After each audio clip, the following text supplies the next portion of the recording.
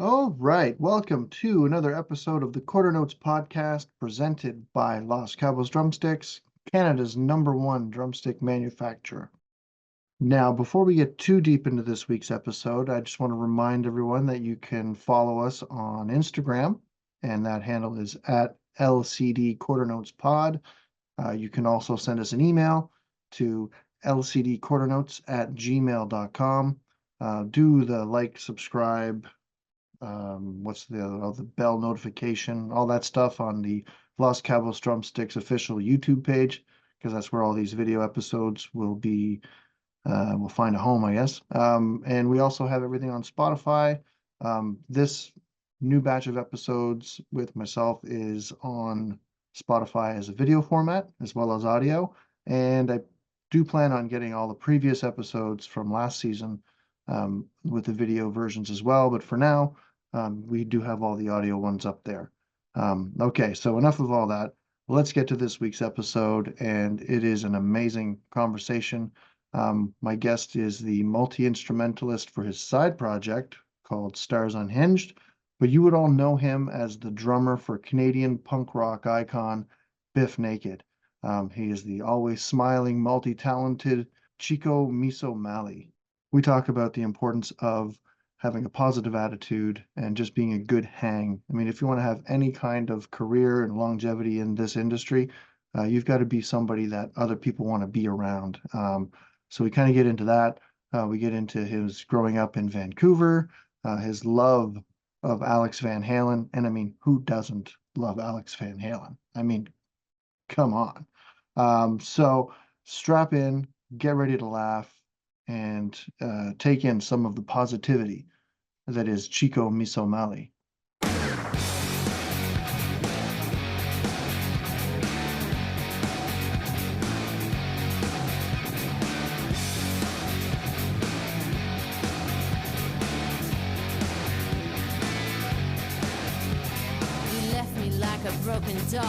All right. Like I'm hearing it go off every 5 minutes. And you're hearing it? Draining the water. I'm like, oh my God. I always get weirded out because I'm in my condo right here and my studio's on the second floor, but it's open to the living room down there and it's 24-foot ceilings. So sometimes, I got natural John Bonham reverb in here. Nice. Which is awesome. Yeah. That must have some killer drum sounds. Yeah, well, except for that, I'm using an E-kit. So yeah, sounds great. Sounds great. Sounds just like Bonham. I just gotta hit the preset. I gotta dial in slate. Wow. Yeah. Black Album, Metallica, Black Album. That's snare drum, man. Yes. Yeah, I mean, well, first of all, thank you for agreeing to be on the podcast. Oh no, it's all good, man. I know we've been chatting back and forth I think I was gonna have you on my other podcast, which has now kind of become this podcast. Yes. And then so anyway, so yeah, it's really good to finally converse with you quasi in person. Yeah, you too, man. I remember when we first started chatting, we were talking about James Bond movies. Yeah. Because the last Daniel Craig movie had just come out. Love him. I probably not the most popular opinion, but right now I think he's the best Bond that they've ever had. 100%. Yeah. Yeah, 100%. I'm with you. Would he be your Bond? Like who's your Bond? It's definitely him. I was more, I guess I was the Roger Moore Bond because that was kind of my era. And then, it hit I think Timothy something or another was in there. And yeah, he did like one or two movies. Yeah, I think so. But then when it went to Daniel, I was like, whoa, this is what it's supposed to be like. Yeah. Like when I first got into the Bond movies, it was in the 90s, it was Pierce Brosnan. Oh, yeah, yeah. And I remember watching him on Remington Steel. So when they cast him as Bond, I was like, well, yeah, duh. Yeah, it's him. Makes sense. Yeah. And then, but yeah, the Daniel Craig, just that whole story arc, and not spoiling anything for anybody that didn't watch it yet or whatever, but it was just a good send-off to that version of him. I was kind of teary, man. I'm not saying anything. I don't want to wreck it, but I was like, see, I think last time I saw him, I watched all of them, all in a row. It was my last bout of COVID. No, it was the one before that. And I actually watched, I watched every one of them. and right till the end. Before I watched the last one, I said I'm going to watch every Daniel one, and then I watched that last one there. I even went to, because we have I forget what streaming service it is, but it had all the Bond movies. And I was like, I'm going to start from like the very beginning. And I got halfway through the first movie, and I was like, I can't watch it. Nope, not doing it. just can't watch it anymore. No, I am done. I know exactly what you're saying. Yeah. I'm gonna adjust for my low light. So are you like a big movie nerd? Like, are you like into like all the Lord of the Rings and the Star Wars and all that stuff? Honestly, no. I love all the Star Wars. I probably did not really watch TV. I wasn't much of a TV, viewer, watching TV series and things like that. And the very first series I ever watched from beginning to end was Breaking Bad. And Really? that was I watched it after it was over. Yeah. And I watched the first 2 episodes when it started, and then I just kind of was like, well, why didn't he just take money from his brother? Like, yeah, I guess. Dude, I'm gonna make it easy on you, right? Yeah, right? I was just take the money. Just take the money. It's strange because I don't know. I'm that kind of guy that always finds something else I could be doing. So the commitment, a commitment for me in the series, it takes a lot, because I'll start something and I love it, and I'll get 3 episodes in, and then I'll just, no, I have something else I have to do, or I should be doing this, I should be doing something, and I just kind of stop. And then the next big series comes out, so you're like, oh, I'll start watching that. So many I have not seen. I haven't watched. I hear I have to watch The Sopranos, which I've never seen. Never seen an episode. And I've never watched the dragons and what's that? Game of Thrones. Game of Thrones. Never seen any of those. But I've seen Ozark, and I've seen Breaking Bad, and so I like them. I have to watch Ozark. I listened to Jason Bateman's podcast that he does with the other 2 funny guys, Smartless. And they always talk about Ozark and how great it is. I'm like, I really need to watch that. It is. It's good. It's really good. Yeah, my wife and I just finished watching Fallout on Prime that just came out, and we watched the whole thing in like 2 days. Yeah, I just started it. Oh, it's amazing. I'm like, and it's funny because I'm also not a video game player. No. Like, I don't play video games, and I know it was a video game, but I thought I like anything that looks good in 4K. You know what I mean? It doesn't matter. I'll watch cricket. I don't care what it is. If it's in 4K and it looks awesome on my TV, I'm going to watch it. So I started watching Fallout, and that is amazing. I really like that. You should watch The Last of Us. That's another. Okay, I love The Last of Us. I loved Narcos, and I loved Mandalorian. So I figure, I can't remember the actor's name, but I think you've got a Pedro Pascal man crush. I think he's my dude.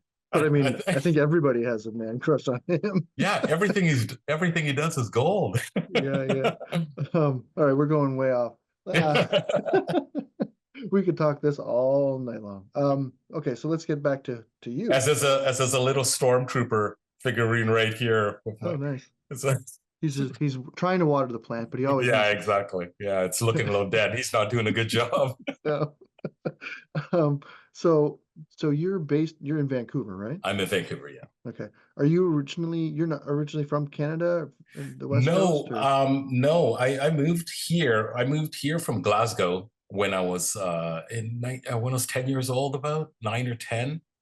Actually, I think a little, close to that. And we moved here, and I started school here in Vancouver. Glasgow, Scotland. Scotland. Yeah, why did I think Ireland? Okay. So you're a Scot. Beers, maybe? I don't know. But my dad was from Malawi, East African, and my mom was from Burma, which is Myanmar now. But they met in medical school in Glasgow, and from Glasgow to Vancouver, and I'm still here. Still here. Yeah. I mean, the West Coast is beautiful. Yeah, it's pretty, it's 19, 20 degrees today. I mean, it could rain tomorrow, don't get me wrong, but for right now, it's wonderful. For right now, it's great. Yeah. I've got family up in Prince George. Oh, no way. Yeah. So I was able to visit there twice. Both beautiful. In the summer? It would have been right after college had let out. So, it would have been like early June. Oh, yeah, that's right. That time, because we got let out early. Because we had everything done. And we're just like, well, we're not going to wait around for, 3 weeks to just collect a diploma. Just send it to me in the mail. I'm good. I'm gone. Yeah, exactly. See you later. See you later.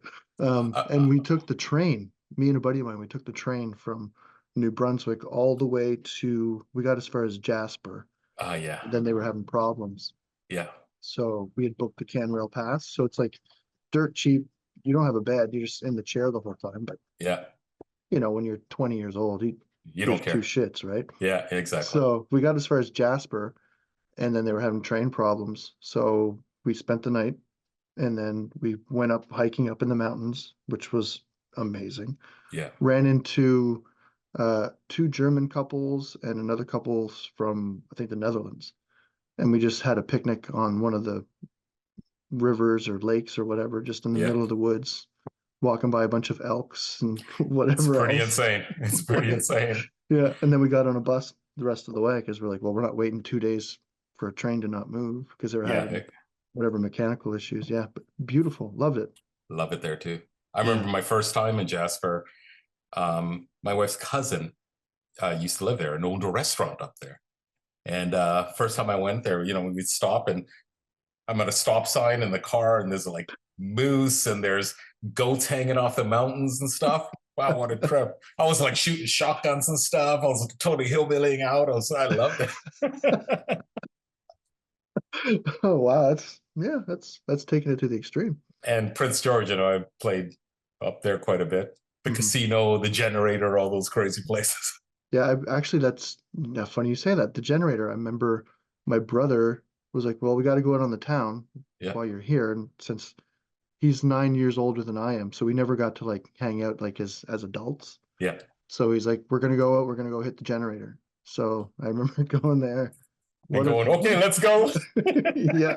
What a club. Yeah. I think they had it mixed up with the meat market. Yeah. It was a lot You're like, you know, let's hang for a while, but you know, if it gets rough, let's just get a 6-pack, Coke and Ease and get out of here. Yeah, get out of here. So do you remember like growing up, do you come from a large musical background? Like, are there trees of music running through your family? No. Not at all? No, definitely not. I think it hit me school, music classes in school. Really? That's really what kind of got me in there. But of course, I started playing guitar. Okay. And and there was always music playing, but there's no other musicians really. My dad played good, but my dad passed away when I was 3 years old. That's why we moved here. Okay. And so, you know, it was never around for me, but he was a guitar player. Okay. Yeah, but no, it's just school music class. Yeah. I think they're a wonderful thing. Yeah, well, I mean, there's like no music classes. I don't know about out west, but out here on the East Coast, there's no money put into the music programs. Into the arts, yeah. Yeah, it's kind of sad. Yeah. Like they have that's why there's so much crime these days, kids, you see? Well, I mean, we joke, but it's true. Like, yeah. You need hobbies, you need things to do outside of just boosting cars. You know, and then there's the socializing part of it too, right? Exactly. Like, you know, a lot of kids, I mean, I have a son that's sitting probably playing on his PlayStation right now in his room. Like that's their socializing is through a headset versus actual social interaction. Yeah. I mean, he's pretty good with like, because he, you know, has a job and he goes out and, you know, so he does get some one-on-one interaction. Yeah. But it's not the same as when we were coming up as kids. Yeah, exactly. Yeah, no, it really isn't. Like you don't come home until the lights come on outside, you know. Absolutely. I grew up in downtown Vancouver, so right now it's the West End, and it's nuts. I think it's nuts when I go down to visit my mom.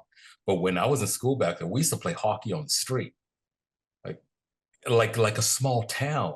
Mm-hmm. Now it's just a gong show. I drive halfway down there. I'm like, that's it. I want to just go home. But yeah, we'd get up in the morning, we'd go, and it's like, be back before it gets dark. That's what we did. Yeah. No, I remember those days.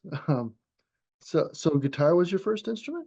It was. Like I really the big classical nylon string. Yeah. I remember that in school too. And my music teacher, Mr. Taylor, he was a huge Beatles fan. So everything was the Beatles. So I wanted to be Eddie Van Halen, you know? I Yeah. didn't want to play, you know, when I'm 64. You know, I can still play like a D minor and a C and a G. You know, I've got like four chords in me, and that's all I have. But I remember there was actually a couple of drum kits in our music class. You know, at the very back of the room, there was four little rooms with the doors, and there was a drum kit. I used to just go in there and I just started beating on them. Mhm. My music teacher opened the door, and I thought, that's it. He's gonna boost me out of here. And he goes, "What are you doing? Dude, what are you playing?" I was like, I don't know. This is like a police song or something. He goes, "How'd you learn that?" I was like, "I don't know. I was just listening to it because I never played before." He goes, Yeah. "You're not on guitar anymore." I said, "Okay." So that's because I just used to, I would just listen. Like I have a brother that's 4 years older than me. So I think he had like Van Halen 2 and like Black Sabbath albums and Deep Purple, you know, all these albums that I just would listen to. And I sat down and I was like, oh, that's how this goes. And I was off that guitar. Just figuring it out. Yeah. Yeah, I just kind of figured it out. So it came So pretty natural, obviously. I think it came pretty easy. But the Yeah. problem with that is that I never took any lessons or I never learned. And I don't fancy myself really a drummer. Just kind Hmm. of fancy myself like, I like music, man. You know, I like playing songs. I know just so many amazing, great drummers that spend a lot of time. Yeah. You Yeah. know, Yeah. like there's a lot of time playing um, by yourself and learning and practicing and rudiments and all that kind of good stuff.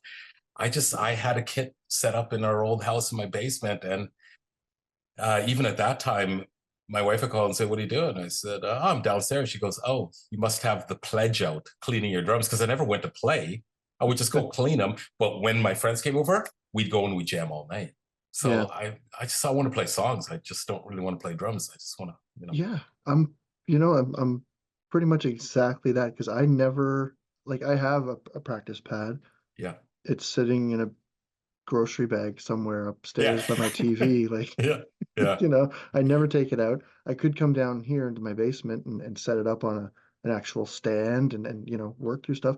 Never do. Only time I practice the drums or anything drum related is when I'm in the room with my bandmates and we're yeah. going over songs, Playing songs. just playing songs. Yeah, Which I mean, I kind of would like to learn that discipline yeah, because there's certain things like you hear in your head that you're like, oh, this would sound really cool, but then it's a matter of okay, developing the muscle memory and the speed to do certain things. yeah. But I play punk rock. It's You it's know, I don't need all that blushugadum, I, whatever they're called, I right? I leave all that tool and all that other stuff to the other guys. I know Yeah, so many drummers around here who just play the hell out of stuff.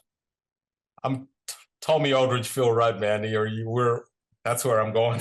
yeah, yeah, 100%. Yeah, And that's what sells, and that's what gets you gigs, yeah. is And being able to do that. there's a little stuff for everybody. Here, you Yeah, can have that hardcore schooling stuff. I'm not going to suddenly sign up a Capilano with the jazz program, and it's not. yeah, I like playing songs. yeah. Songs are where it's at. Yeah. Um, so now you've been playing with Biff Naked for quite some time now. Yeah. We started, in 1992, which is kind of crazy. When We you had a joined the band. band, you mean? We had a band together called Dying to Be Violent in Oh, so okay. 1992. So you and Biff go back Uh, before Biff yeah. Naked. Yes. Okay. Kind of crazy, right? That's So nuts. yeah, and some of the songs on our first EP, actually, the first song on our first EP, Four Songs and a Poem, the song's called Make Like a Tree. That used to be my drum solo in Dying to Be Violent, because my friend brought over his Roland SPDX, like Octopad, and he had a Kai S9 sampler or something, and he had these keyboard hits when you'd have the horn hits, and I was horn hit, and that actually turned into, because Biff started singing over it, and that ended up as the first song on that first EP of hers. Wow. So we go So back a long time, but I've been back in the BIF Naked fold since, I think it's 2014 now. okay. Yeah. Yeah. So Biff Naked started in 92? 93, I do 90. believe. It was Okay. 92, 93-ish. And because we were Dying to Be Violent for 90, 92 to 93. Okay. All right. So what made you go a separate way? Like, were you in a different band or just Well, we were a band already, and she had another different band. She was in I think Chrome Dog at that time. And my band, who we lost our singer, we were rehearsing, and at our rehearsal space, it was all, a band called Annihilator and Devin Townsend and all these, Annette Ducharme, all these Canadian bands rehearsing. And he brought her down, said, hey, there's a band over here. You guys want to record some stuff and do an EP? And we went on, we played a few shows, and it just, it just didn't work at that time for that band. And because I guess the band that I was in, I was not a leader in that band at all, put it that way. I was like 10 years younger than everybody. I'm just like, oh, let's play a song. Yeah. And yeah. Okay. And then, so then you rejoined forces with her in the BIF Naked brand or band. Yeah. So how, because we've always been friends. Mhm. And one day, just sitting back, and I get a message. It must have been like Twitter or something like that. And said, hey, you want to play a couple shows? And I said, sure, that'll be great. She goes, awesome, it'll be fun. I'll send you some dates. I said, okay, sounds great. 2014, And it's like a whole tour itinerary? Yeah. We've been going for 10 years. That's my couple shows in. A couple shows in, yeah. But it's clear, like, because I don't do a lot of research for this show, obviously. Good. But I mean, I do, obviously, I follow each other on Instagram and stuff, and I follow Biff, and I see posts that you put on there and posts that she puts on her own between the two of you, and it's clear that you guys are very close as people, like brother and sister kind of thing. thing. We're pals, definitely pals.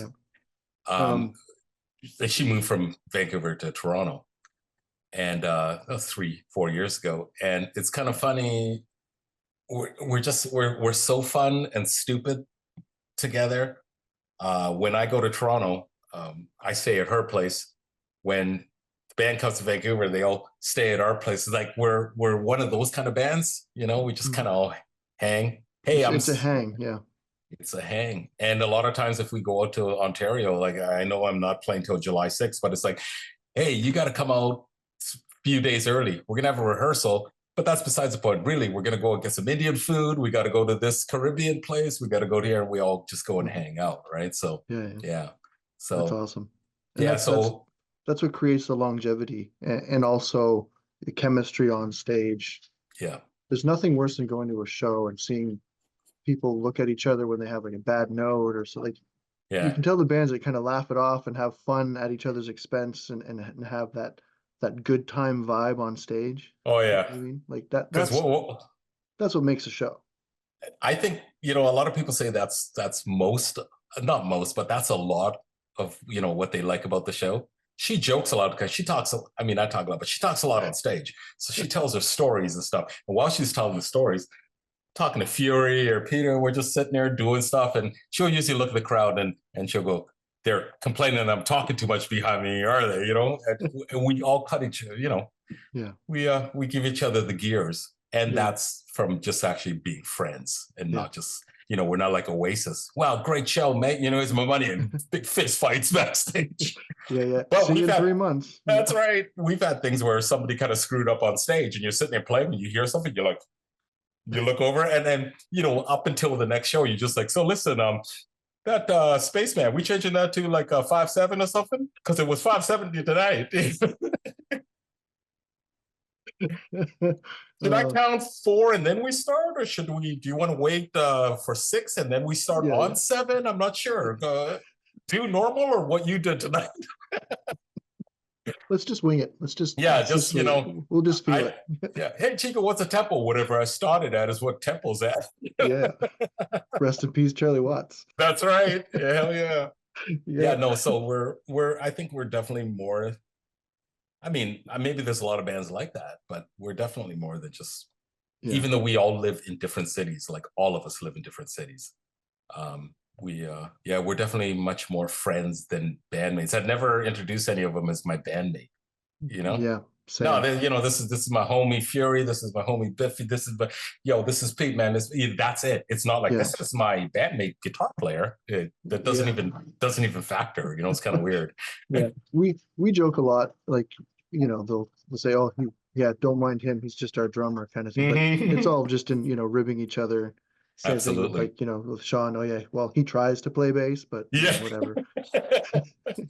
Oh yeah.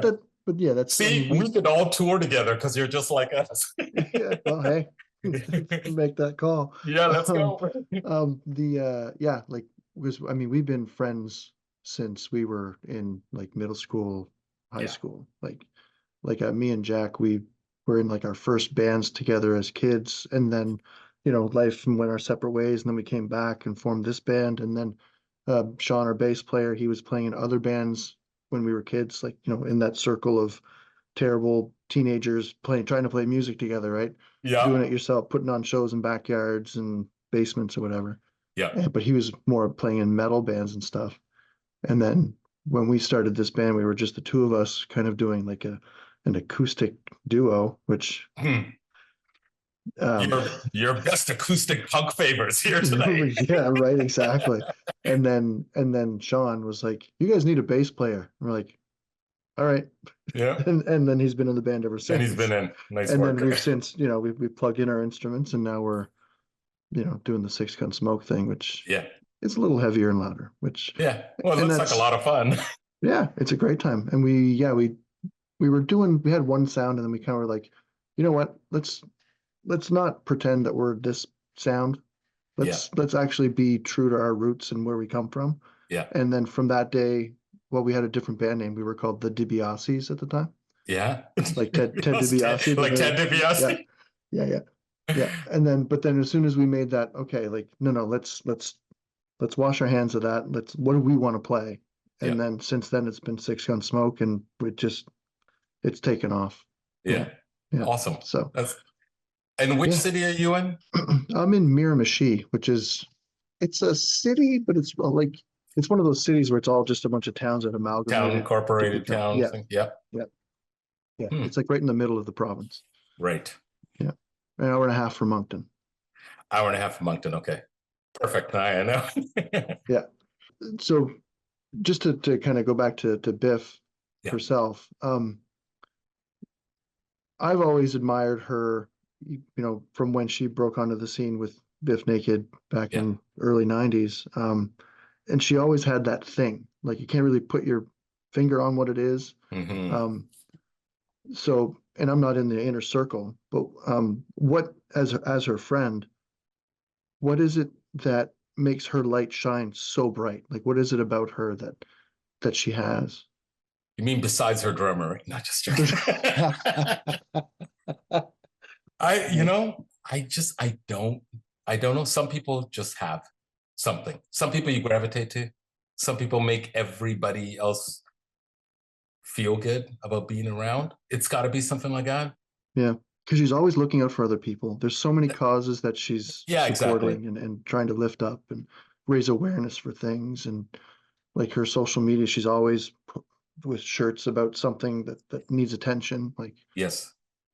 Yeah. And it's real. We've walked through airports as a band, walked through airports together, and we're going to go catch a flight.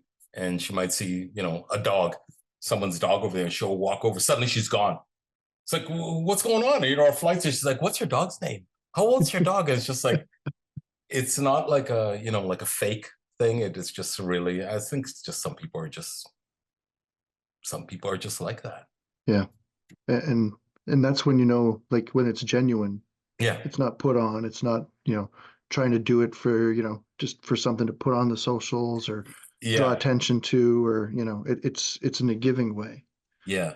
Yeah.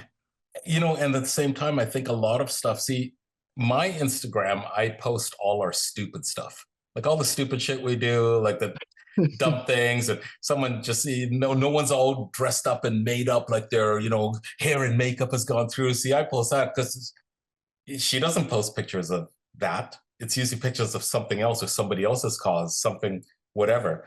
Yeah. And, me, I'm like, she knows. like something just stupid. So I don't know. I think it's just kind of a natural caring for other people, Yeah. maybe without You're, trying. you're like the yin and yang, like you're that full package. I think so. Yeah, like a couple of 4-year-olds on sugar. Yeah, right. And that's the best kind of 4-year-old. Yeah, why not, Especially, eh? especially when it's not your 4-year-old. That's right. That's right. Just pop them full of sugar and hand them off. Yeah, that's right. And you know, it's good because it's got to be fun. Like, I mean, it's got to be. I mean, it's always good to go out and play. Like, I'll never complain. But I mean, there's sometimes where, you know, you fly out somewhere, you get to sound check, some stuff is not right. And I've been doing fly-in shows for the last 6 years. So I didn't see my own drum kit for 2.5 years. Didn't even see it. So everything was back on. There was a kit everywhere. I don't really care. Like, I mean, I'll work it out. I'm not one of this, oh my God, the angle is 88, degrees. I like it at 90. I just like, is this fine? Yeah, it's good. Yeah. Let's go. Yeah, it's fun for me because, like I say, I don't practice. So sometimes I actually have gone to, a kit setup somewhere and played it and it's kind of wrong. And I was like, damn, I kind of like that. I make a note. I'm going to let me try that when I get in. But, but it's everything's got to be fun. Because there's times where you get there and you play a show and then you check in a hotel at 1:30. We've had like a 3:30 like lobby call to go. So if you're not with a group of really fun people, man, you just kind of really don't want to do it. It doesn't it doesn't matter how good it is, Some really long days if you're not. So you got to be around really chill people and fun people and have a laugh and stuff like that. Or even if you're just hanging out. I mean, during COVID, we had a few shows canceled on us and we ended up sitting in Edmonton for 3 days, or just sitting at hotels and, doing nothing. And at least we have somebody to hang with. I'd go for a dog walk with Biffy. Fury, our guitar player, one day he's like, hey, have you seen this Squid Games? I was like, we should watch one. So we watch it. We sat there for 3 days, just watch the whole thing. We're like, I love this. So, you got to just have people you can hang with. And anyone can hang out with anyone in this band, which is kind of cool. If I'm like, I'm just kind of chilling out, or Fury will go out, or somebody. Everyone just goes and does stuff, except we don't go Fury because he runs marathons all the time. And his thing of excitement and enjoyment is getting up and running, 20 kilometers. Hey, you want to go for a little? Nah, I'm running down the snack bar. I'll see you when you get back. Yeah. No, thanks. Yeah. But also with that is that you guys know each other well enough to respect each other's boundaries, because everybody's got shit days. Exactly. So to be able to be like, no, bro, I'm good. And not, be like, okay, Chico's having a bad day, or Biffy's not feeling too good. So, take that space and come back to it later. Right. Yeah, exactly. Because especially when it comes to singers, like any singer, if you're playing a lot of shows for a while or you're not getting a lot of rest, and it's easy to fry your voice. But sometimes we have to consciously think, hey, let's not, be as stupid as we normally are, because she won't stop talking. And then it's going to make the voice maybe even worse because, I'm the first to put in yacht rock in our vehicle and just have, Doobie Brothers sing-alongs for 4 or 5 hours, and I'll do it, but I don't have to sing that night. Yeah, right. Yeah, those 4-part harmonies, man. They'll That's right. That's right. Yeah, I'm sure she's taking the high notes. And she's taking the high. Yeah. So what would be your favorite song to play on stage? I think I'm probably looking for it's Tango Shoes for some reason. It's an easy tune, but it's like you just see everybody light up when it starts. It just starts and everyone goes and they have a great time. They sing the whole thing. We laugh a lot. I think we also laugh a lot because, about 10, 11 years ago, I quit smoking cigarettes, right? So I quit smoking. So during that time, I thought, I'm going to start vaping.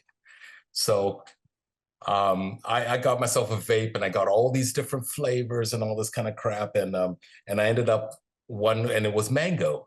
So I really dug it. So for a while we'd go to rehearsals and we'd be playing, and I'm doing, my Michael McDonald background vocals, and instead of singing, my tango shoes, I'm singing, my new mango juice. So now even when I'm playing, and I still hear my new mango juice in my head, and we just have it. So everything about that song for me is fun. The crowd, the thinking of the mango juice, the laughs, the where we stop and you hear everyone go tango, that kind of stuff. Yeah. So for me, that's probably the most fun. And the 5-minute story that Biffy would say ahead of the song. 5 to 6 minutes, just like. It gives you time to pull on that mango juice.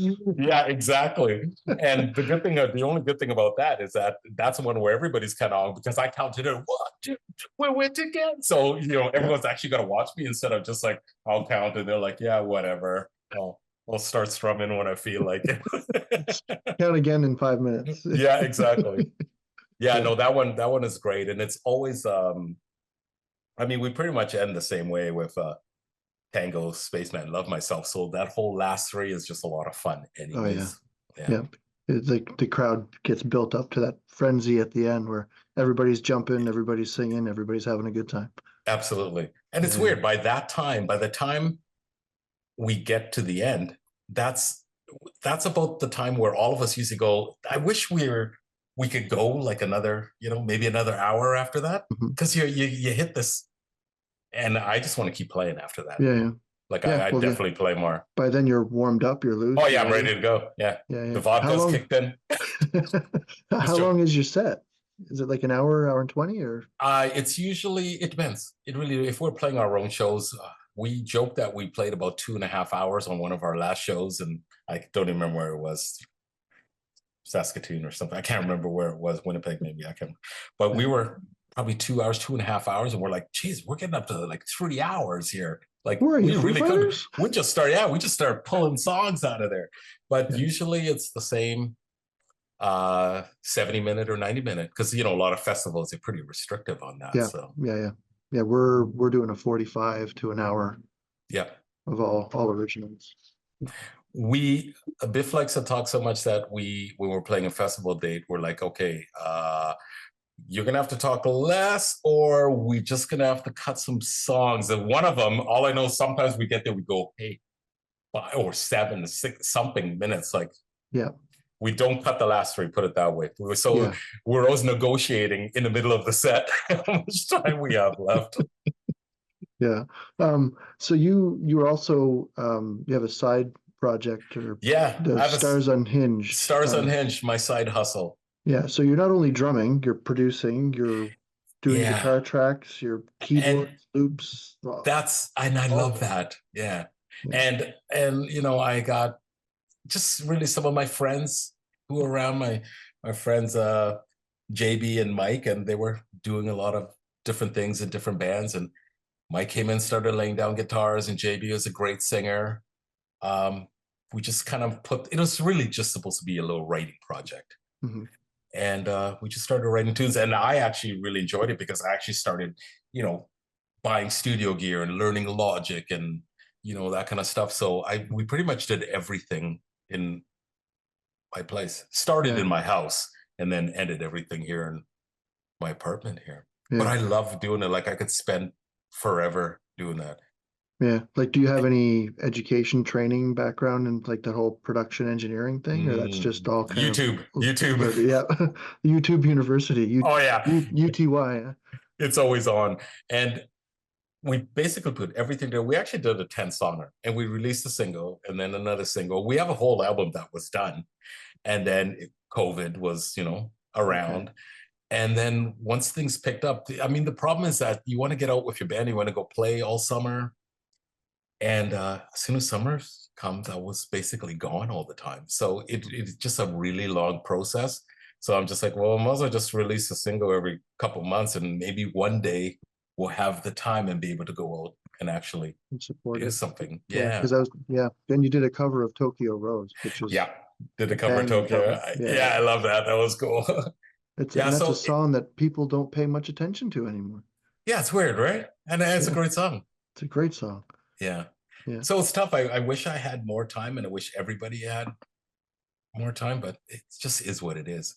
But I really enjoyed just kind of putting everything together right up until mix down. And then with mixing, I sent it to Doug Fury, who's the BIF guitar player and who's also the BIF. He produces all the BIF stuff and he mixes all the BIF stuff. And so I was like, yeah, Doug, can you mix us stuff? Make it sound huge, like huge. I want like a, Dr. Fielding kick drum. And, he does a great I need more job. snare. Yeah, exactly. Yeah, can you turn down the Saint Anger snare on that a bit and put in a little more Alex Van Halen to it? Yeah. But sometimes you got to get a guy like Doug because I come from the Alex Van Halen, Stuart Copeland. These are the two biggest idols I ever had, and they both had very unique cracking snare sounds. Yep. So I basically tracked like that and gave it to Doug. And he's like, "Yeah, no, man, you're gonna have to change up that snare sound." I was like, "You think so?" He goes, "Well, if you want to be like new, you want to fit in a bit of a fold. You kind of want your levels to be where everybody else is. You're gonna get lost if everything is just like shine down up. Yeah. And then suddenly you've got this whole police sort of cracking snare with this and so I learned to give up certain things. I'm not precious though with any kind of drum tracks or anything. I just kind of play the song, whether it's my project or even in the BIF band. Like the new album sounds killer to me. I wish everybody heard it already, and they will eventually. But even I listen to it now and I'm like, holy crap. Some of the songs are going to freak people out. They're not going to believe that. It's actually the BIF band doing. Yeah, it's really cool. But now I'm like, I did my tracks and sent them to Doug, and Doug will call back and go, dude, sounds great. Can you do some big fills and kind of this part in here? And I'm not normally that guy. Like live, I'll just do whatever. Yeah. But in the studio, I was like, okay, you sure you want that? He goes, try it out. And stuff that I never would have even tried. And I tried it. Now I listen to it. Yo, I'm going to check out this fill that's coming up. I thought of it myself. But that's a good producer, right? Because he's pushing you to do things you never tried before. Yeah. Not always, hey, lay off the, the ghost notes or anything, but also the other way around. Yeah. Because as much as I love like Stuart Copeland, Alex Van Halen, and Nico McBrain and stuff, I'm not really a Tom Phil guy. Mm-hmm. I mean, I do. If I sit on someone else's kit, they got rototoms and stuff, octobans. I'm using every single one, every one of them. I'm going to play every one twice. But on my kit, I got Bonham kit, and I'm like, one up, one down. That's yeah. That's my bread and butter. I tried adding a left side tom, having two. Can't do it. And then I tried two floor toms. No, can't do it. I use two floors, but because I use the one closest to me more often than I use the one in the back, only on the big fills, and I have the China back there, that I use that one so much more that I have my 18 first and my 16 after it. Yeah. So that's kind of... I thought about having one on either side. Yeah. Somewhere to put a coaster, maybe a sandwich. That's basically all it ended up being used for is just, put my phone so I can keep track of the time. Straight my phone right here. Right. It's like, oh, we got 5 minutes left, guys. Yeah, exactly. Or hold on, I gotta answer this tweet. Yeah. Well, I would love to like add an 8 and a 10, but I play my drums really flat. So if I had an 8, I'd like them nice and flat, almost like the same height as my snare on the left. Like, but there's a lot of stuff that I want. But I love the sound of it. But I don't want to haul it around with me because I gotta ask backline. I mean, if we're going out on a tour, I'm bringing out 26-inch kick drum and Alex Van Halen octobans and let someone else deal with it. But for right now, flying in, I'll just go one up, two down. Happy. Yeah. Nice.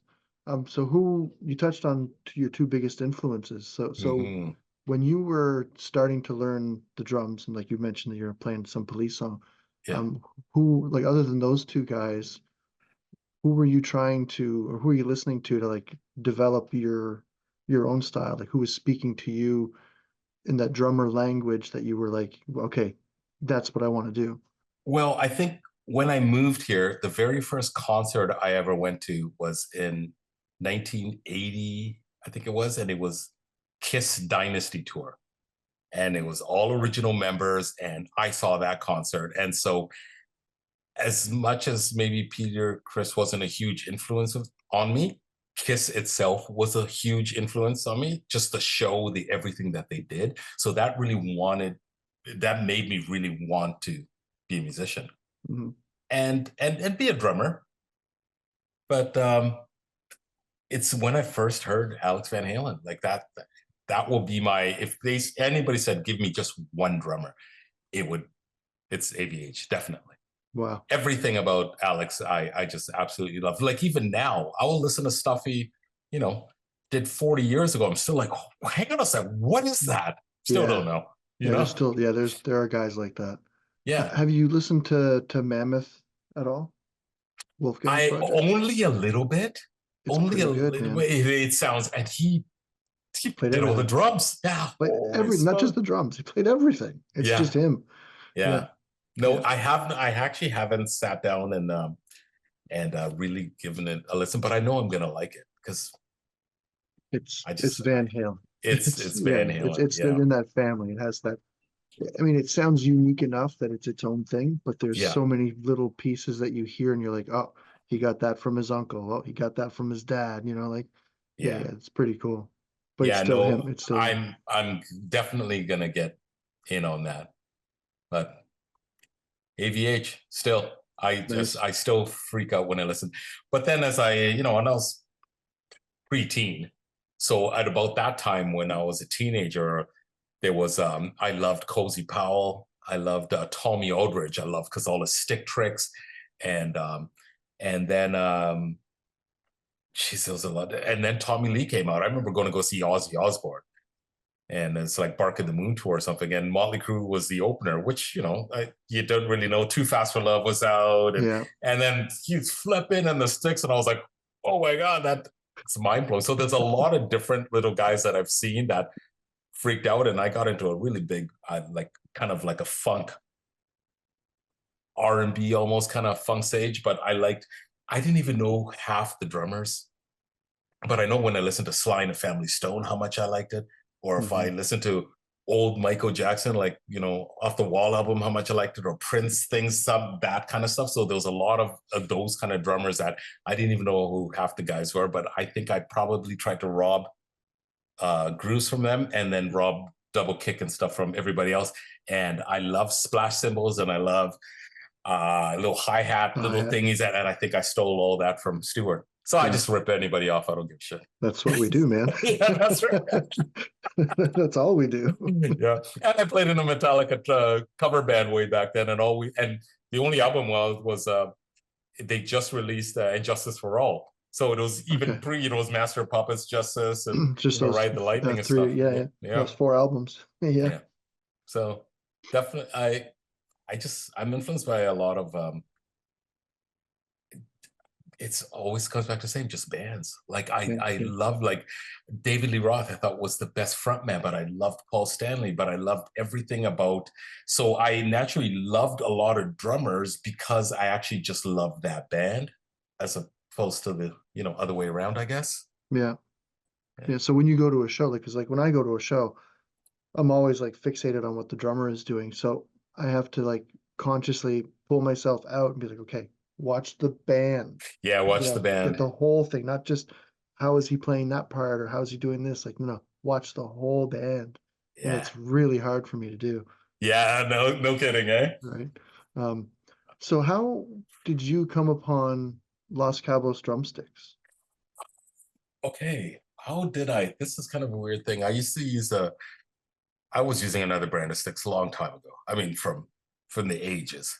And I used whatever. Oh, Tommy Lee's playing these new Vic sticks. I'm going to use those with the red tips, and all my hands had pink things all over them, cleaning cymbals all the time. Yeah.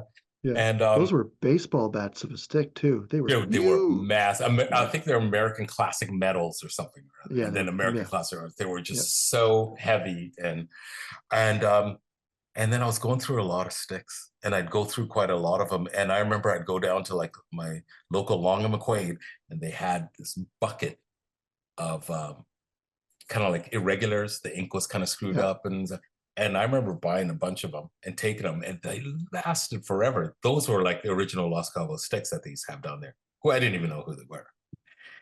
But I know, and I think I was in NAMM one year, 4 or 5 6. This COVID really wrecked. I can't remember Yeah, last it time I was did. there, but I was at NAM and I saw the booth over there, and I just walked up, and I think it was Steph there, and I Yeah. said, I just want to let you know, I was using so many sticks, and I grabbed these not knowing what they were, and I was using them for weeks and going, what is this? Like they just never, they didn't break. They felt good. Everything about them felt good. And I just went to go tell them, I think your sticks are really great. And she was like, oh, yeah, that's awesome. Are you play? Yeah, I play. Can you play? I said, I play this Canadian band called BIF Naked, because I always think nobody knows who we are, right? Nobody. And she goes, Yeah. what?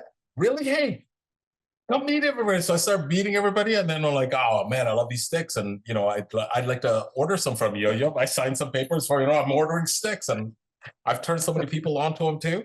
Yeah. Everybody I meet, hey man, you check these out. Yeah. A lot of shows, people go, dude, those are really cool sticks, because I have the white dip.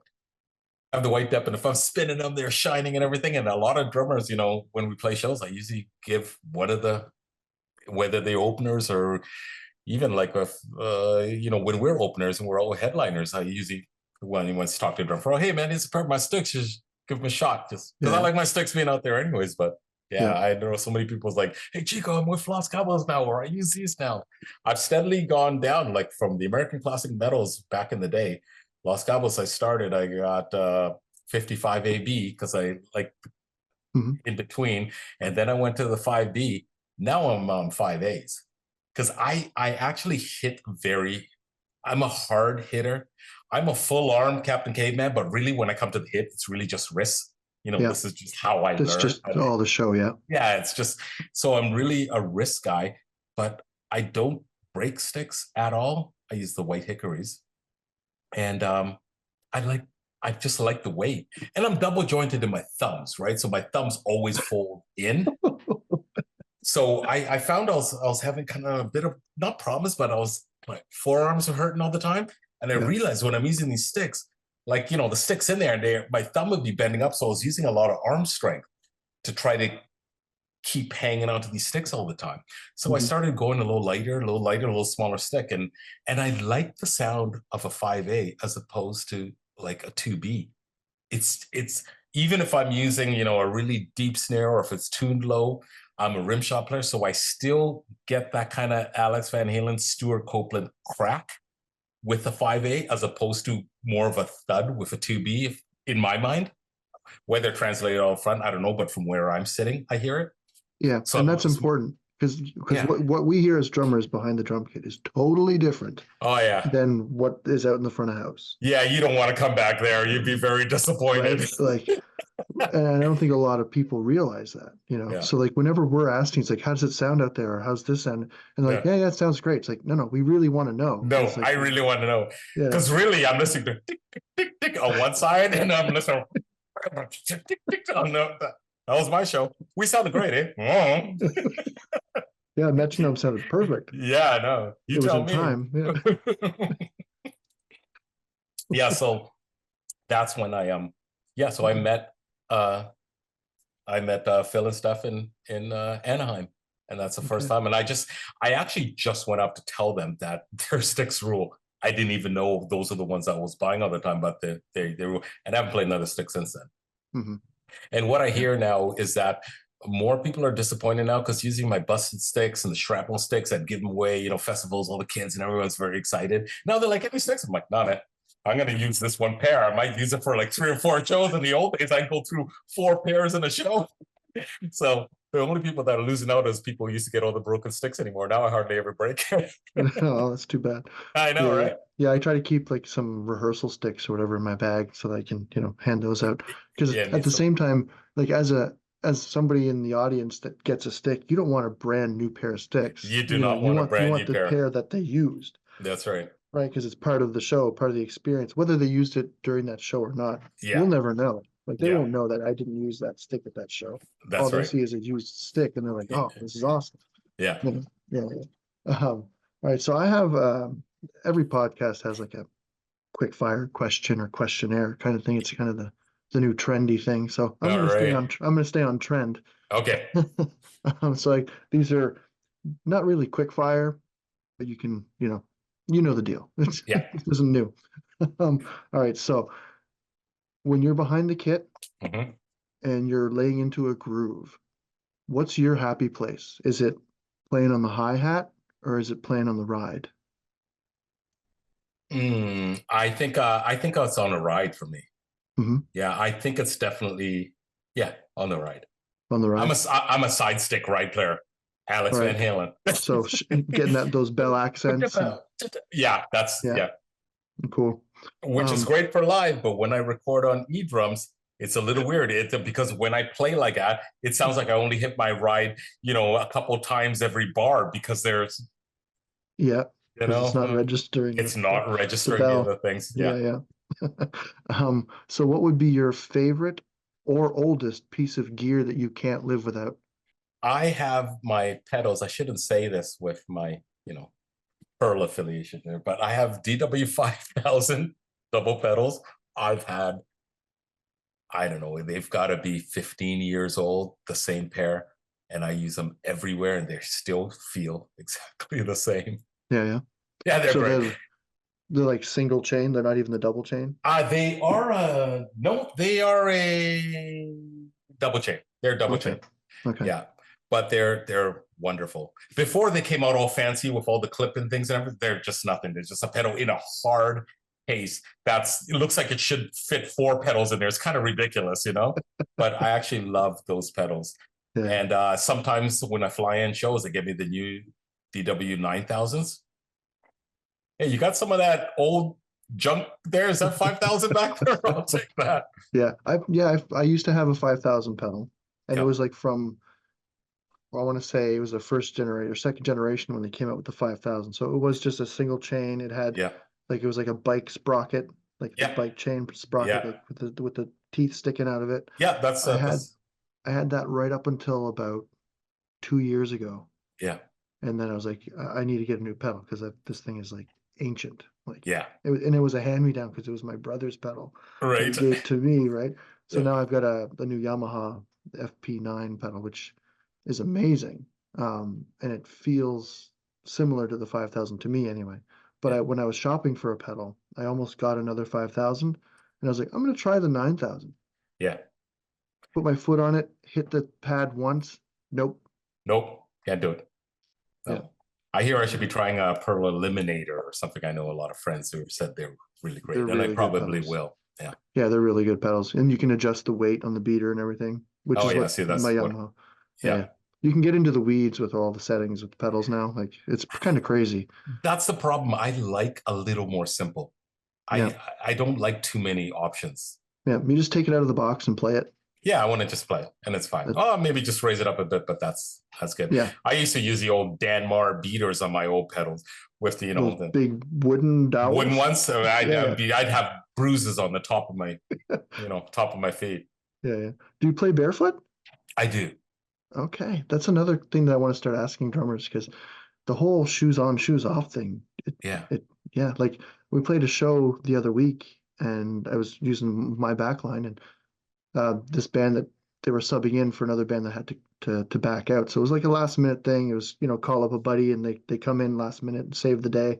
Mm. So I was like, yeah, just all my gear. You don't even need to bring breakables. You can use my pedals or whatever. Yeah. So we played our set and then they played theirs. And I look over at him and not only is he not playing with shoes on, without shoes on, he's like literally barefoot, like Yeah. no socks. I was like, Yeah. what? Yeah, me too. Socks just weird me out. Like Really? when playing. Yeah, I'm just Even with like the 5,000 pedal where the letters are all raised, you don't get blisters or nothing. No, I no. suppose your feet are probably calloused and used to that. Yeah. Just stumps at this point. But you know what? When I started learning, I told you I was still in school, and we lived in West End, and we lived in an apartment. Downtown's all apartments, so I never even had a drum kit. So I basically had a pair of sticks and I had bed and pillows. And I remember my mom said, "You don't disturb the people under." So I took my shoes and stuff off and I just learned to play. And that's how I didn't buy a drum kit till basically I got out of high school, because I basically just learned everything that I do at home. And so I've always been bare feet. And so even when I started playing shows and rehearsing, I put shoes on, it just did not feel right. Well, that makes 100% sense. Yeah, right? It's right? not so weird anymore. It's not so weird anymore. Look at this freak. Let's start like a GoFundMe so this guy can get himself some shoes. Get him some drum shoes. Yeah, yeah, with like the separate toes though, you know? Yeah. Those runner shoes. Yeah. Only guy who can wear those is like Carter Beaufort. So that's the only guy I can tolerate. If he wears them, I would start wearing them. He can do whatever he wants. Exactly. So next question. Yeah. Do you prefer cake or pie? Cake or pie? Yeah. Cake, 100%. No, okay. 100%. Unless, well, no, I don't, I'm not a pie guy. I was going to go, you know, cheesecake is called cake, but it's more like a cheese pie to me. Pie. So yeah. Okay. Well, then I'm going cheesecake. Okay. You're like in the middle. Yeah, I'm definitely in the middle. Non-committal answer. You know, fruit pies, blackberry pies, apple pies, all those kind of pies. No, I'll bypass it. What about meat pie? Meat pie. I'm not a meat eater, so no. Okay. Fish pie, sushi pie. No, pie. I'm just not a. Yeah. All right. But cake. Oh my God. Yeah. I'll fight you for one of those tuxedo cakes right now. Right now. Let's go. All right. So if you could time travel anywhere, so past, whatever, doesn't matter, what event or live show would you want to go to, like to experience in person? I would probably love to go to Woodstock and see Hendrix. I think that would be absolutely amazing. Or I've got a bunch. They all have to do with that. One of us is going to go see Hendrix. One of them will go to Cobo Hall and go see some of those original Kiss shows. And one of them would be go back to like 1977 to Pasadena, California to watch the original Van Halen playing in backyards and parties and stuff like that. That would make my day. So what would be your proudest achievement, be it musical or personal? Oh, man. I don't know. Best is yet to come, I think. Nice. I'm just, I'm happy that I can go and play with everybody, anybody, and still someone will call back and go, "Hey, Chiko, I heard you were really good or really chilled and easy in the room."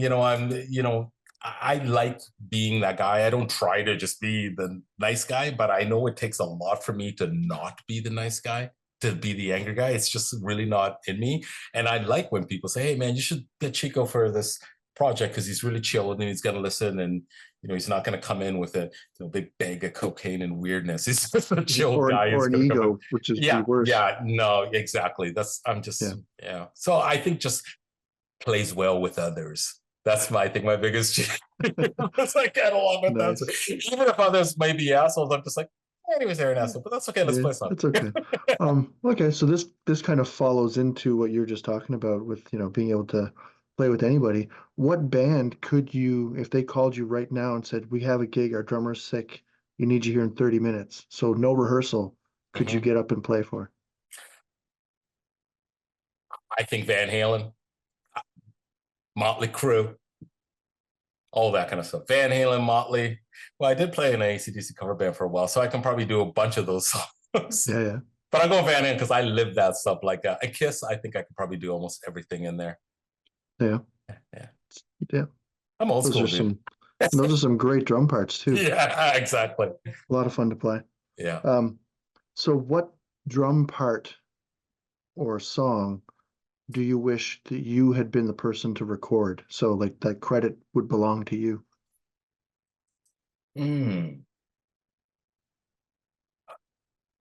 Jeez, that's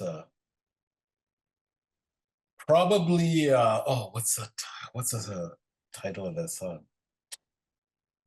I think it's "Fool in the Rain." It still boggles me, like that kind of thing. Like I'm not a shuffle guy. I played some blues gigs, and if shuffles are weird for me, but I hear some of them done really well, or like Rosanna or something, and I wish that was me, because I wish I could just sit down and fluently play that while going, without thinking about it. Yeah. So maybe one of those. That's sweet. All right. So last question.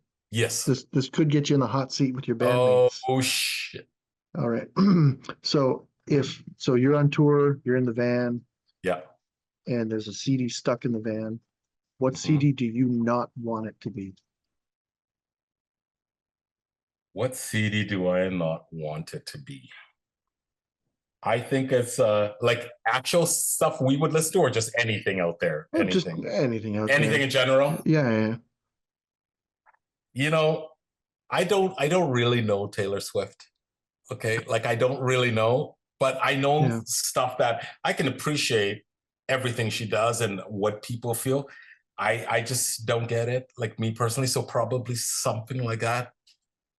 Some some pop country, whatever it's called. Very pop. I surprisingly, if we get to like, I love like Keith Urban and that kind of, even Sheryl Crow, like all that kind of stuff I listen Oh to. yeah. But the stuff that's really new, overproduced, way too much auto tune, new rap, mumbly So stuff.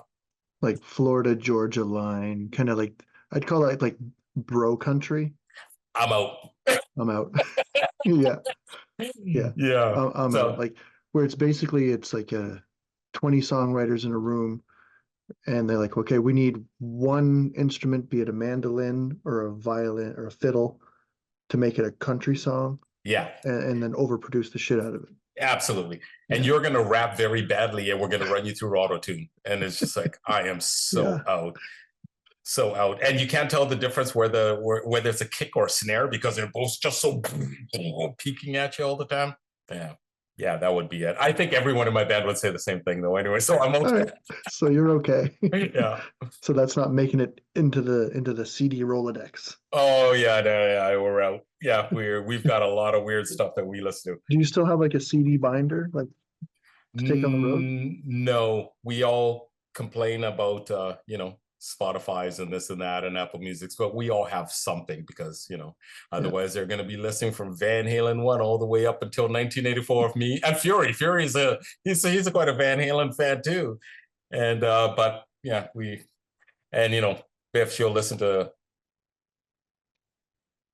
We listen to a lot of 80s stuff. Like I don't even mean like Van Halen, the Rat, and Motley Crue, but I mean there's like the dance side, Paula Like Abdul and Debbie Whitney Gibson. Houston, and oh yeah, we've got so much of that kind of stuff going on when we travel. It's a bit ridiculous. The funny part, we all know the words and probably sing all the choruses.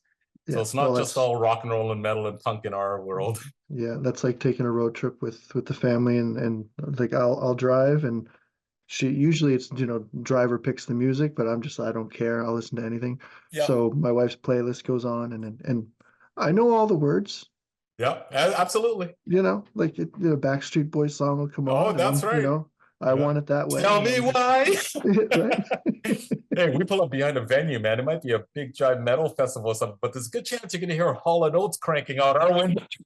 Oh man, that's wicked. Yeah, I don't want to take up your whole night, so I Yeah, just man, I got so much to do. it's early this where one you I'm are. leaving. That's right. Yeah. Yeah. No, but thank you so much, man, for Oh, it's for all good, doing this. bro. And So before you go away, what kind of sticks are you using of the Los Cabos brand, and how did you meet? oh, no one's ever turned the tables See on how me I spin this? before. Hey, this is what I do. Fellow Los Cabos artist, Mm-hmm. a brother of ours, Warren Beatty from St. John. Mm-hmm. I was doing a run of blues gigs with the Terry Whalen Band. It's a blues musician from around here. Awesome. So I was playing like some festival gigs, and he's playing with Warren's playing with the Kendra Gale Band, which is they were a blues duo at the time. Yep. And so we crossed paths on the festival. So I met him there. Terry and Kendra already knew each other, but anyway, so I met Warren, and he was using Los Cabos drumsticks, and he kind of showed them to me, and I was, because I'm always, drummers will nerd out with other drummers about, oh, what snare are you using, and Mm-hmm. what ride is that, and what stick, what's in your stick bag. So Yeah. anyway, he showed me the Los Cabos stuff, so I was like, okay, cool. So I made a note of it, and then I went to Long and McQuaid, and I picked up a couple pairs of 5B Intense Red Hickory Yep. because I heard about the Red Hickory. So I started playing with those. I liked them. And then, so I started using those for a while. And then I went to White Hickory. same stick. And then I went to the rock stick, which is what I have here. Wow, yeah. And they're white dipped. Yeah, nice. Yeah, that's not coming out on the camera. It's just a big glaring white light. Yeah, yeah. What are you talking about? What do you mean? Yeah, you got better lighting than I do. Yeah. So, but then right now I'm using a straight up 5B. Five Bs, yeah. Yeah. So I was thinking about trying the 2Bs because I went to Long and McQuaid Yeah. just the other day, just shopping around. So I'll pick up a pair of 2Bs. They had some Yeah. maples, so I was kind of playing around with that. But I think I'm gonna go back to the rock. But I don't know, like you were talking about your snare, how it is it more of a crack versus I feel a rather than a thud. yeah. And it feels good to me. Something about it just feels like I'm getting a really nice crack out of it. Mm-hmm. And I didn't think I'd be using 5/8. I didn't think I'd be, this getting smaller on the sticks. But just when I actually hear the sound of it and the way that it feels, and not the fatigue, I guess, just, I mean, we ain't getting any younger, we ain't. And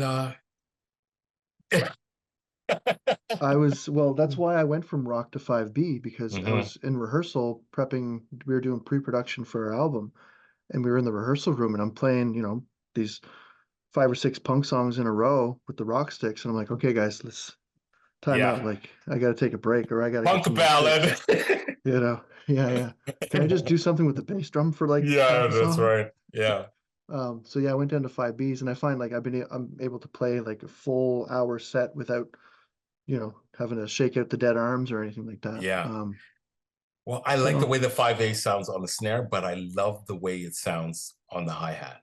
mhm, And it's just crystal clear. Like if I'm going to do like an 8th or 16th or something in between while I'm playing, and I play my hi-hat quite high because I play my hi-hat with my left hand probably half the amount of time, just some pure laziness because I hate crossing over a lot. So I end up sitting there playing like this all the time.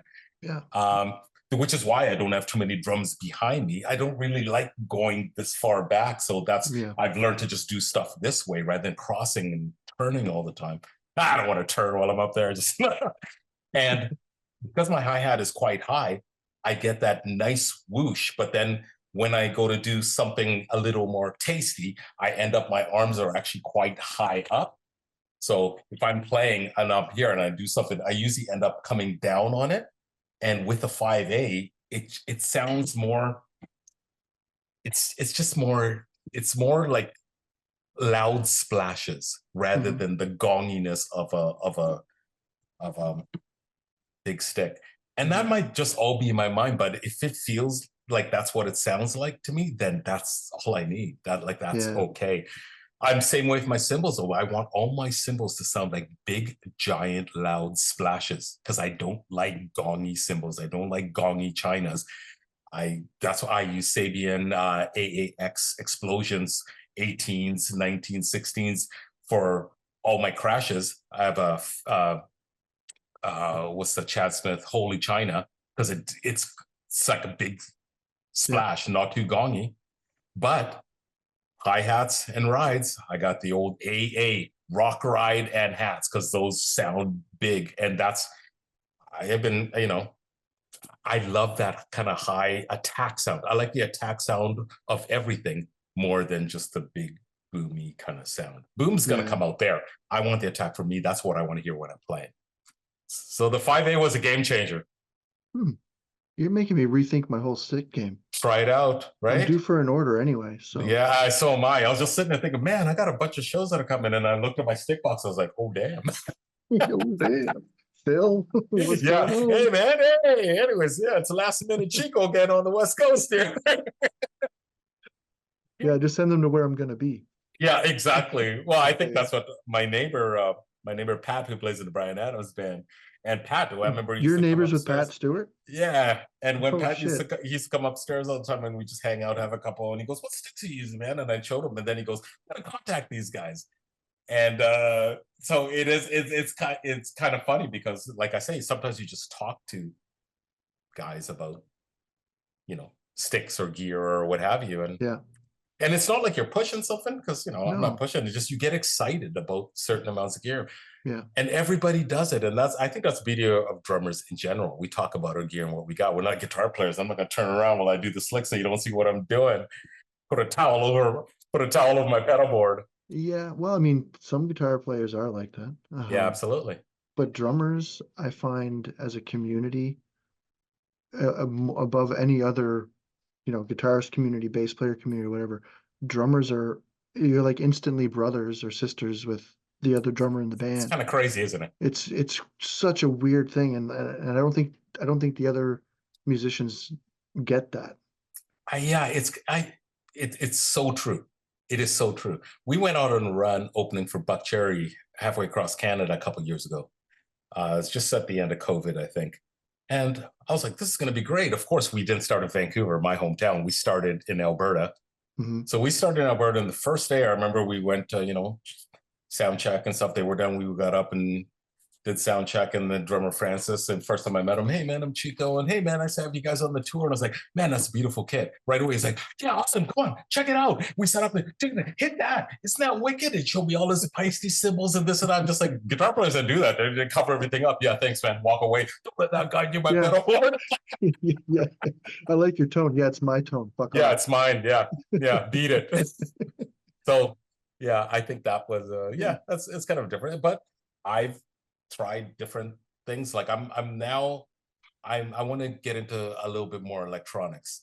Like I'm looking at some new Roland pads, because I'm still, sending out tracks.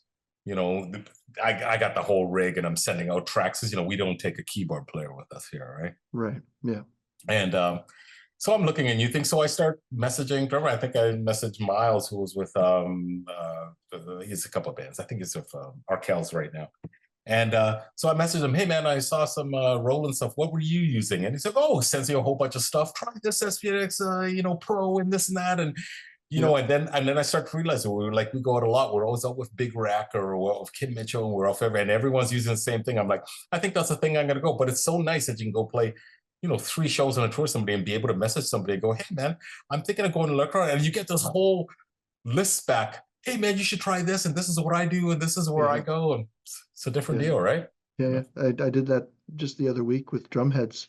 Yeah. We're talking, because I'm using Remos, and a buddy of mine was using I think Evans, and we're both kind of coming to this crossroads of maybe we should both switch to Aquarian, because right. Let's try something different. They're like half the price, and it's like there's some big names that are using them, and they're just as good, and so it's like but I'm a Remo guy at heart, so it's kind of hard to make that switch. Like but I've gone old school. I've gone back to Remo pinstripes, like where I started, and I love them.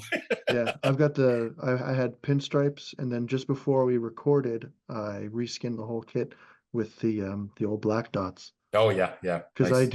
I usually don't have resonant heads. I'm usually just the one, wide open. Old school Van Halen. See, there you go. Old school, man. Right? Or like Marky Ramone, in the old Rogers kit with the one drum head. Yeah. Or my favorite drummer. Was there lugs on the bottom, or there wasn't even lugs, and you just didn't have heads on it? Yeah. Oh wow. Yeah, like my favorite drummer for a while now has been Joey Castillo. Oh yeah, he's badass. He's always doing just the one tom with the one skin. A lot of guys are doing that with their little concert toms and stuff. Like Taylor Hawkins is here. Like a lot of guys have the little open. Mm-hmm. Yeah, but Castillo's doing a 15 and a 20-inch tom and a 26-inch kick. Wow. He doesn't have any reso heads. Wow. He does on the kick drum, but yeah, like that's like you can see the big mic boom stand up into the drum, and I just love that sound, man. Like it's old school looking too. Like you're looking at old Vanilla Fudge or something bands from like Ian Pace, like like Ian Pace. Oh, that's awesome. Well, so but you're at 2Bs now. I'm at 5Bs now. 5Bs now. Yeah. Try the 5As, man. I love the. Here's me. This is the drummer's mind. I loved the 55 AB. Mm-hmm. Something about it felt really good in the middle, and I'm like, I like these a lot. I was like, can I get those in white dip? And they're like, actually, those are the only ones we don't do white dip. I said, okay, fuck it, go to 5A. part of it's something still comes back. They'll kiss. It's part of the show. Yeah. I would change everything because that's part of the show. Yeah, I'm gonna go back to the white dips as like because the 5Bs that I have like my, Yeah. Andre, whatever on it, but I didn't get them dipped because Right. it was kind of a rush order. Yeah. But I think I'm gonna place an order and actually be like, okay, get the signature on it, get them white dipped. I'm gonna go Chiko style. Yeah. Just go full on.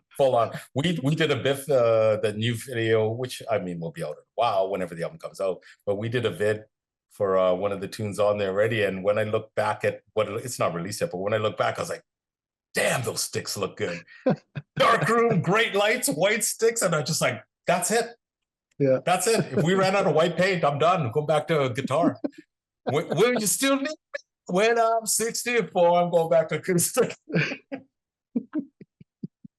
Oh, wicked. Again, that's awesome. Excellent. Cool. Thank you again for. Oh man, it was all good. It was a lot of man. fun, dude. A lot of fun. I enjoy it. So this will come out in a few weeks, and I can't wait to hear that new Biff album, especially if it's half of what you say it is, man. Dude, it's gonna surprise some people, but obviously, I think it's awesome. But are you guys coming out to the East Coast anytime soon? I'm not too sure. Dates are just kind of starting to pile up. Yeah, because the Avenir Center in Moncton is a great venue, but also the Casino New Brunswick has an awesome concert hall. Nice. I think Buck Cherry played there. Awesome. Slash and Miles Kennedy played there. Oh, nice. It's a great room. Yeah. If you don't have any of those spots, hit up your tour manager and see what's up. Absolutely. I think next year is probably going to be a lot busier for us because really it was a time to get the documentary finished and the documentary to be done before the album comes out, because the machine keeps going over there. I ask a question every once in a while, I get an answer. I'm like, okay, cool. Yeah, I'm good. Where do I have to be? Okay. Yeah, just let you send, Chiko, here's your flight. That's really what I got. I'm good with that. Yeah, but if we do, I'd love to head out. We went to Ingonish, I think. We're in Fredericton. Yeah. And then we went to Ingonish Beach or something. We played a Pride there last year on the Cabot Trail or something in Newfoundland. Down in Halifax, in Nova Scotia. Yeah, Nova Scotia. But in Newfoundland, we did Iceberg Alley or something a couple years ago. Okay. Iceberg, I don't know. That's a big wreck, and a bunch of people played out there. Well, if you come back to Fredericton, hit me up and we'll go hit up the Los Cabos factory. Outstanding. We'll go hang out with Phil. Grab a couple road beers and we'll head over. Yeah. I'm down. Excellent. But no Taylor Swift in the car. Yeah, no, okay, yeah. Don't worry, I'll bring my Doobie Brothers remix album. Nice. Awesome. Well, thanks again, man. This was awesome. Okay, man, it was all good. Thank you. We'll talk to you. Hopefully see you on that coast. All right. Again, I can't thank you enough for watching this little podcast. I have many more episodes on the way, and with more amazing people from the Los Cabos Drumsticks family. So stay tuned for the next episode, which is bi-weekly. And of course, thank you again, Chiko, for being such a great guest. And I really look forward to catching up, hopefully next time in person. Okay, so I'm going to have all the social media tags linked in the description for Chiko, Stars Unhinged, and of course, BIF Naked, and all the Los Cabos Drumsticks links as well. So with that, this week's episode is now over. So until the next one, take care of yourselves and each other. All right. Bye.